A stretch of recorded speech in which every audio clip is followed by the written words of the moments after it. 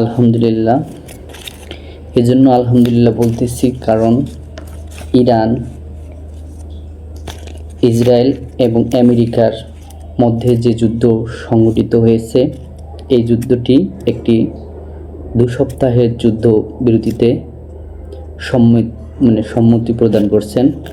এই সমঝোতার জন্য পাকিস্তান অনেক দৌড়ঝাঁপ করার পর, ইরানকে বোঝানোর পর এই যুদ্ধটা 2 সপ্তাহের জন্য সমঝোতা 2 সপ্তাহ বন্ধের সমঝোতায় সম্মতি হয়েছে। ইরান এই যুদ্ধর সমঝোতা বন্ধের আলোচনায় বসার জন্য 10টি কঠোর শর্ত জুড়াই দিছে আমেরিকার জন্য। সেটা হচ্ছে, 1 নম্বরে আমেরিকা আর আক্রমণ না করার প্রতিশ্রুতি দিতে হবে। হরমুজ প্রণালীতে ইরানের একচ্ছত্র নিয়ন্ত্রণ থাকবে। ইরান ইউরেনিয়াম সমৃদ্ধ করার অধিকার মেনে নেওয়া। নিষেধাজ্ঞা প্রত্যাহার ও বিদেশে আটকে থাকা সম্পদ মুক্তি। জাতিসংঘ নিরাপত্তা পরিষদের সব প্রস্তাব বাতিল করা। আন্তর্জাতিক পারমাণবিক শক্তি সংস্থার সব প্রস্তাব বাতিল করা। যুদ্ধে ক্ষয়ক্ষতি পূর্ণাঙ্গ ক্ষতিপূরণ দাবি। পুরো মধ্যপ্রাচ্য অঞ্চল থেকে মার্কিন সৈন্য প্রত্যাহার। মিত্র সশস্ত্র গোষ্ঠীগুলোর বিরুদ্ধে চলমান যে যুদ্ধ, সেটার অবসান।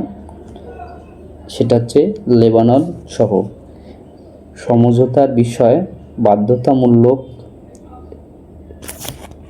বাধ্যতামূলক রেজুলেশন হিসাবে পাশ করা। এই কন্ডিশনগুলো ইরান জুড়ে দিছে আমেরিকাকে।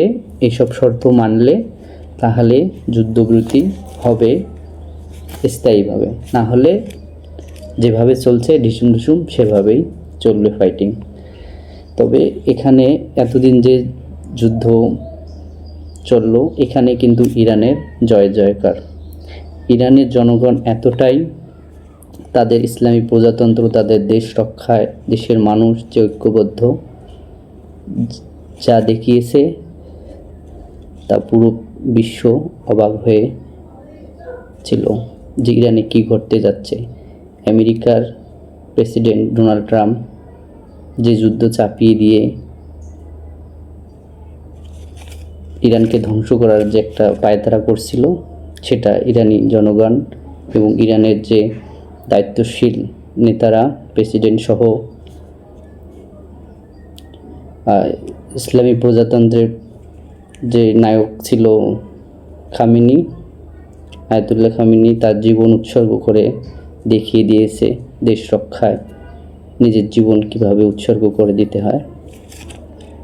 তো সবাই ভালো থাকবেন। ইনশাল্লাহ ইরানের বিজয় তো নিশ্চিত। তো এর শেষ দেখার অপেক্ষায় আমরাও রইলাম, আপনারাও থাকেন। পরবর্তী ভিডিওতে কথা হবে ইনশাল্লাহ।